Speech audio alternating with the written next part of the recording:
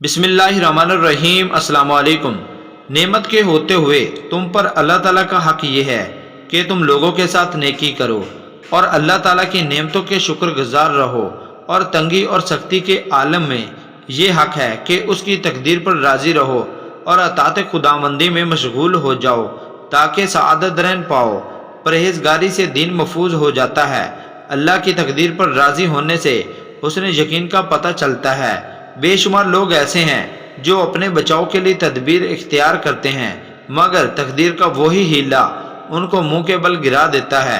اطاعت خداوندی میں نفع کے خزانے پوشیدہ ہیں۔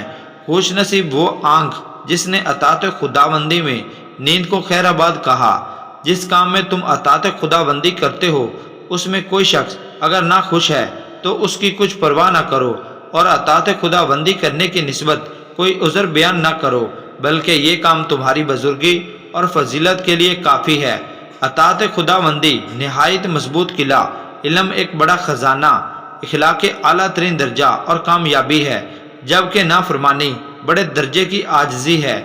انسان کی قدرت جب کسی چیز پر کامل ہوتی ہے تو اس کی خواہش کم ہو جاتی ہے، اور جب وہ تنگ دست ہوتا ہے تو اس کا بہترین حل یہ ہے کہ اللہ تعالیٰ کے ساتھ تجارت کرے اور جو کچھ اس کے پاس ہے اسے راہ خدا میں خرچ کر دے۔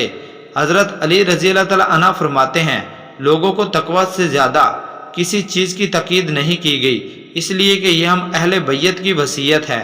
حضرت علی رضی اللہ تعالیٰ عنہ نے امام حسن سے فرمایا، بچے کا دل خالی زمین کی مانند ہے، جو بھی اسے تعلیم دی جائے گی وہ سیکھے گا، لہذا میں نے تمہاری تربیت میں بہت ہی مہارت سے کام لیا قبل اس کے کہ تمہارا دل سخت اور فکر مشغول ہو جائے۔ حضرت علی رضی اللہ تعالیٰ عنہ فرماتے ہیں، خیر و عافیت کے 10 جز ہیں، ان میں سے 9 جز خاموش رہنے میں ہیں سوائے ذکر خدا کے، اور ایک جز بے وقوفوں کی مجلس میں بیٹھنے سے پرہیز کرنے میں ہے۔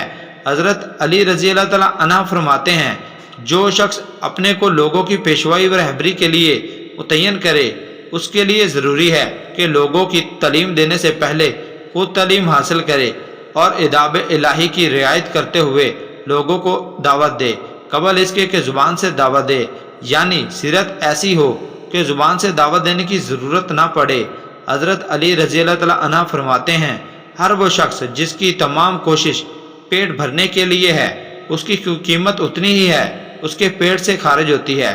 حضرت علی رضی اللہ تعالیٰ عنہ فرماتے ہیں، آگاہ ہو جاؤ، وہ علم کہ جس میں فہم نہ ہو اس میں کوئی فائدہ نہیں ہے۔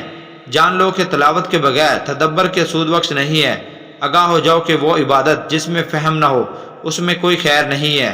حضرت علی رضی اللہ تعالیٰ عنہ فرماتے ہیں، وہ شخص جو جہاد کرے اور جام شہادت نوش کرے اس شخص سے بلند مقام نہیں رکھتا جو گناہ پر قدرت رکھتا ہو لیکن اپنے دامن کو گناہ سے آلودہ نہ کرے۔ اللہ ہم سب کا حامی و ناصر ہو۔ امید ہے آپ کو یہ ہماری ویڈیو اچھی لگی ہو۔